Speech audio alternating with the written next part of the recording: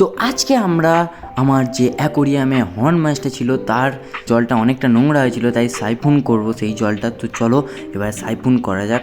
তো প্রথমেই পাইপটা নিয়ে আমি পাইপে মুখ দিয়ে একটু জলটা টেনে নিলাম, তারপরে আস্তে আস্তে সাইফুন করা শুরু করলাম। তারপরে জলের লেভেলটা যখন এতটা কমে গেল, মানে 1/3 হয়ে গেল, তখন আমি সাইফুন করা বন্ধ করে দিলাম। তো এবার জল দেওয়ার পালা। এবারে মগমগ করে আস্তে আস্তে জল দিয়ে দিলাম।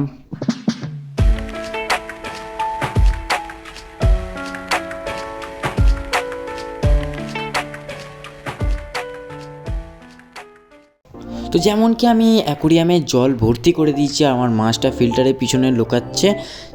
তো এরকমই ভিডিও দেখতে হলে চ্যানেলটা সাবস্ক্রাইব করে দিয়ে লাইক করে দাও। দেখা হচ্ছে নেক্সট ভিডিওর সাথে। টাটা।